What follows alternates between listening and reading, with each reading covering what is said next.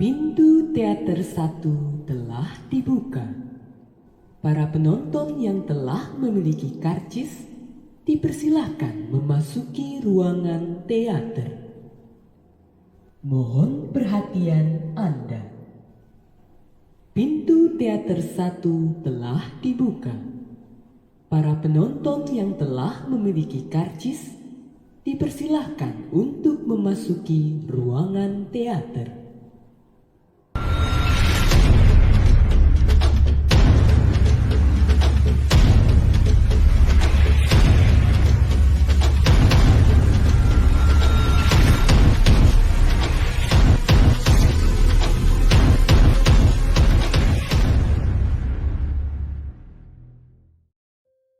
William Conrad Ronson lahir pada 27 Maret 1845. Ia merupakan fisikawan Jerman penerima pertama penghargaan Nobel dalam fisika pada tahun 1901, yakni penemuannya pada sinar X yang menandai dimulainya zaman fisika modern dan merevolusi kedokteran diagnostik.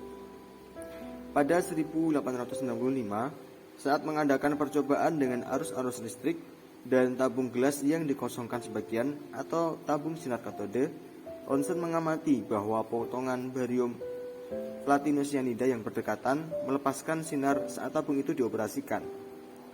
Beliau merumuskan teori bahwa saat sinar katode atau elektron menembus dinding gelas tabung, beberapa radiasi yang tidak diketahui terbentuk yang melintasi ruangan, menembus bahan kimia, dan menyebabkan fluoresensi.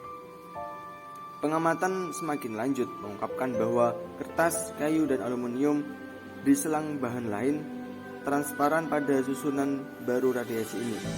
Beliau menemukan bahwa itu mempengaruhi plat fotografi dan sejak secara tidak nyata menunjukkan bahwa beberapa sifat cahaya seperti refleksi atau refraksi. Secara salah beliau berpikir bahwa sinar itu tidak mengadakan komunikasi pada cahaya. Dalam pandangan pada sifat tak pasti itu, beliau menyebut fenomena radiasi X. Walau juga dikenal sebagai radiasi Ronson, beliau mengamati fotografi sinar X pertama dari bagian dalam objek logam dan tulang tangan istrinya. Henry Becquerel. Henry Becquerel merupakan ilmuwan yang lahir di Paris pada 15 Desember 1852. Ia merupakan anggota keluarga para pelajar dan ilmuwan yang terhormat. Pada 1878, ia terpilih menjadi asisten di Museum of Natural History. Karirnya terus melejit. Pada 1892, ia menjadi profesor fisika terapan seperti ayahnya di Departemen Sejarah Alam di Museum Paris Museum. Ia menjadi profesor di Politeknik pada 1895. Dan setahun kemudian ia menemukan radioaktivitas. Pada bulan Maret 1896, Henry Becquerel melakukan persenyawaan kimia dari unsur uranium atau kristal asam sulfur kalium uranil dan menghasilkan pancaran cahaya ke sekitarnya. Senyawa ini kemudian ditempatkan di atas dry plate foto yang dibungkus dengan kertas hitam tipis. Sejak penemuan itu, antara cahaya dengan sinar radioaktif yang dipancarkan dari persenyawaan uranium yang ditempatkan Becquerel dinyatakan ada hubungannya. Untuk menjaga kestabilan pada hasil percobaan, dilakukan penyinaran dengan waktu yang sama. Pada saat dilakukan pencucian, sinar radioaktif ini menimbulkan kepekaan yang kuat pada dry plate foto. Disimpulkan bahwa waktu penyinaran pada kristal uranium berhubungan dengan kepekaan dry plate foto. Kemudian dilakukan penelitian adanya hubungan antara cahaya yang dipancarkan dengan persenyawaan uranium. Selain itu, dilakukan penelitian apakah sinar yang dipancarkan berasal dari uranium, persenyawaan uranium, kristal, atau dari larutannya. Kemudian diketahui bahwa sifat cahaya mempunyai daya tembus yang kuat dan diketahui pula bahwa cahaya tersebut berasal dari uranium dengan membandingkan berat uranium dengan material yang terkandung di dalam persenyawaan.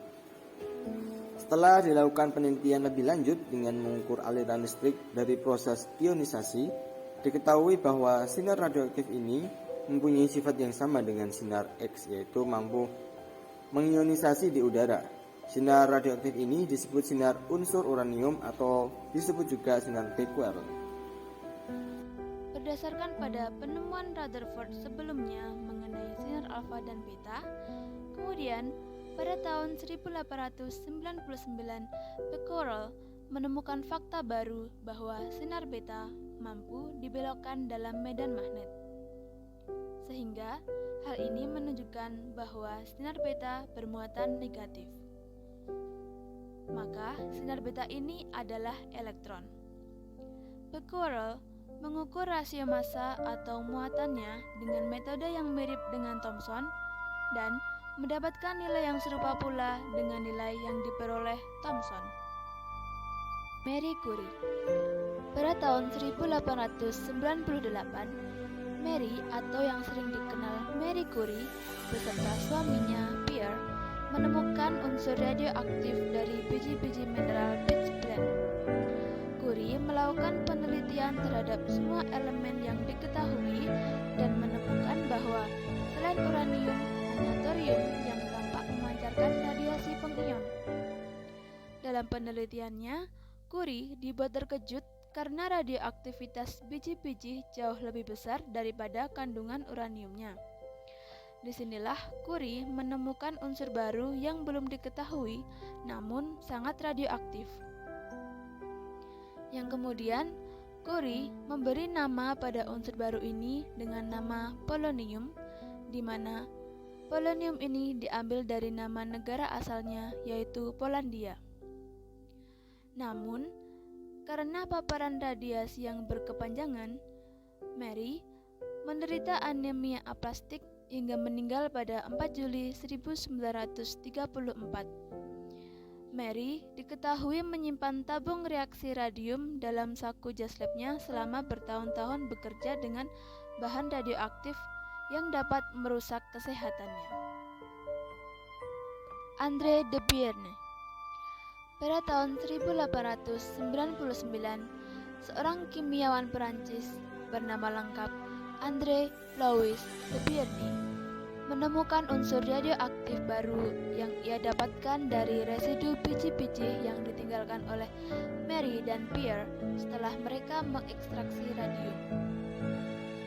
Seperti polonium, unsur baru ini hanya terdapat dalam jumlah yang kecil sehingga unsur dan senyawanya tidak dapat diisolasi dalam bentuk murni. Unsur baru ini kemudian diberi nama aktinium, di mana nama aktinium diambil dari bahasa Yunani aktis atau aktinos yang berarti cahaya atau sinar. De Bierne sebelumnya menggambarkan unsur ini serupa dengan titanium, namun kemudian pada tahun 1900 ia menggambarkan unsur baru tersebut lebih mirip dengan thorium. Bersamaan dengan ini, Ernest Rutherford mendemonstrasikan bahwa ada dua jenis radiasi yang disebut sinar alfa dan sinar beta yang sama tembusnya dengan sinar X. Namun, sebagian sinar alfa dihentikan oleh lembaran tipis logam.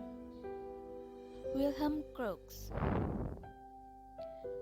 Pada tahun 1900, Crookes merancang spintariskop yang digunakan untuk membuat kilatan yang dihasilkan dengan mengebom layar dengan sinar alfa dari zarah radium.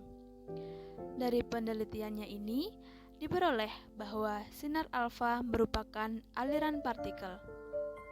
Sinar alfa hanya dibelokkan sedikit oleh medan magnet ke arah yang bermuatan positif. Selain itu, salah satu penemuan utama Crookes adalah tabung Crookes, atau yang sekarang lebih sering disebut sebagai tabung katoda. Dalam percobaannya, Crookes menghubungkan tabung dengan sumber arus searah tegangan yang sangat tinggi sehingga tabung akan memancarkan berkas menuju anoda, yang kemudian sinar ini dinamakan sinar katoda. Sehingga hasil eksperimen Wilhelm Crookes yaitu ditemukannya seberkas sinar yang muncul dari arah katoda menuju ke anoda yang disebut sebagai sinar katoda. Ernest Rutherford melakukan penelitian penembakan lempeng tipis emas. Jika atom terdiri dari partikel yang bermuatan positif dan negatif, maka sinar alfa yang ditembakkan seharusnya tidak ada yang diteruskan atau menembus lempeng, sehingga muncullah istilah inti atom. Ernest Rutherford dibantu oleh Hans Geiger dan Ernest Marsden pada tahun 1911 menemukan sebuah konsep inti atom yang didukung oleh penemuan sinar X oleh W.C. Ronson pada tahun 1895 dan penemuan zat radioaktif pada tahun 1896. Hasil percobaan Rutherford menyatakan hipotesisnya bahwa atom tersusun dari inti atom yang bermuatan positif dan dikelilingi oleh elektron yang bermuatan negatif, sehingga atom bersifat netral. Massa inti atom tidak seimbang dengan massa proton yang ada di dalam inti atom, sehingga dapat diprediksi bahwa ada partikel lain dalam inti atom.